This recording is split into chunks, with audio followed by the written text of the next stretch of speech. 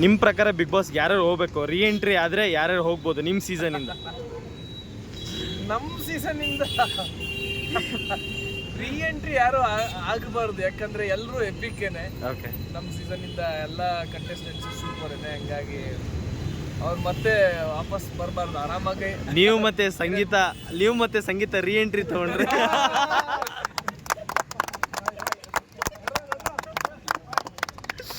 Okay, ಅಲ್ಲ ತಗೊಂಡ್ರೆ ಹೇಗಿರುತ್ತೆ ಅಂತ. ಅಲ್ಲ ಚೆನ್ನಾಗಿದೆ ಆ ಸೀಸನ್, ಮತ್ತೆ ರೀ ಎಂಟ್ರಿ ತಗೊಳ್ಬಾರ್ದು. ನಾ ಹೇಳಿದ್ನಲ್ಲ ಹಾಗೆ ಹೇಳ್ದಂಗೆ ಓಕೆ, ಆಗೋಗಿದೆ. ಆ ಸೀಸನ್ ಮುಗ್ದಿದೆ. ಆ ಕಂಟೆಸ್ಟೆಂಟ್ಸ್ ಅವ್ರವ್ರ ಇಷ್ಟ. ಬಿಗ್ ಬಾಸ್ ಟೀಮ್ನ ಕರೆದ್ರೆ ಅವ್ರು ಹೋದ್ರೆ ಹೋಗ್ಬೋದು. ಬಟ್ ಸೇಮ್ ಕಂಟೆಸ್ಟೆಂಟ್ಸ್ ಮತ್ತೆ ಒಂದೇ ವೇದಿಕೆಯಲ್ಲಿ ಬಂದರೆ ಸೇಮ್ ಸೀಸನ್ ಬರೋಕ್ಕೆ ಚಾನ್ಸೇ ಇಲ್ಲ. Okay okay. ಸೊ ಅವಾಗ ಫ್ರೆಶ್ ಆಗಿತ್ತು, ನಮಗೆಲ್ಲ ಹೊಸದಾಗಿತ್ತು. ಇವಾಗೆಲ್ಲ ಗೊತ್ತಿರುತ್ತೆ ಹೋದರೆ, ಸೊ ಸಾಧ್ಯನೇ ಇಲ್ಲ ಮತ್ತೆ ಅದೇ ರೀತಿ ಕ್ರಿಯೇಟ್ ಆಗೋದಕ್ಕೆ ನಮ್ಮ ಕಡೆಯಿಂದ.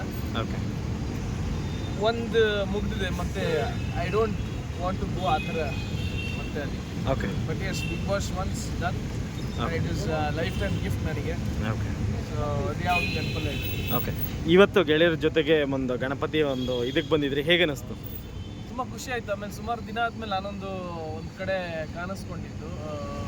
ಆ್ಯಕ್ಚುಲಿ ಸುಮಾರು ದಿನ ಆಗಿತ್ತು, ಸಿನಿಮಾ ಕೆಲಸಗಳಲ್ಲಿ ಬ್ಯುಸಿ ಆಗಿದ್ದೆ. ಮತ್ತು ಅಂದರೆ ಸಿನಿಮಾ ವಿಷಯ ಇಲ್ಲದೆ ಅಥವಾ ಏನೇ ಅನೌನ್ಸ್ ಮಾಡದೆ ಒಂದು ವಿಷಯ ಹೊರಗೆ ಹಾಕದೆ ಸುಮ್ಮನೆ ಹಾಗೆ ಬರೋದಕ್ಕೆ ನನಗೂ ಇಷ್ಟ ಇಲ್ಲ, ಬರೀ ಬಿಗ್ ಬಾಸ್ ವಿಷಯದಲ್ಲೇ. ಓಕೆ, ಸೊ ಹಾಗಾಗಿ ಸಿನಿಮಾ ವಿಷಯಗಳಾಗಲಿ ಮತ್ತೆ ಕಾಣಿಸ್ಕೊಳ್ಳೋಣ, ಮತ್ತೆ ಅದ್ರ ಬಗ್ಗೆ ಮಾತಾಡೋಕ್ಕೆ ವಿಷಯ ಇರುತ್ತೆ ಅನ್ನೋ ಥರ. ಓಕೆ. ಆ್ಯಕ್ಚುಲಿ ಅಣ್ಣ ತುಂಬ ಬಿಸಿ ಇದ್ರು, ನಾನು ಟಾರ್ಚರ್ ಮಾಡಿ ಮಾಡಿ ಮಾಡಿ ಕರೆಸಿದ್ದೀನಿ. ಇಲ್ಲ ಅಂದರೆ ಇದು ಅಂದರೆ ಪ್ರೀತಿ, ಹುಡುಗರ ಪ್ರೀತಿ. ಇದು ನಮ್ಮ ಜೊತೆ ನಾವು ಅವ್ರಿಗಾಗಬೇಕು, ಅವ್ರು ನಮ್ಗಾಗಬೇಕು. ಇದು ಯಾವಾಗಲೂ ಹೋಗ್ತಾನೆ ಇರುತ್ತೆ life long. Thank you sir. Meeting ಎಲ್ಲ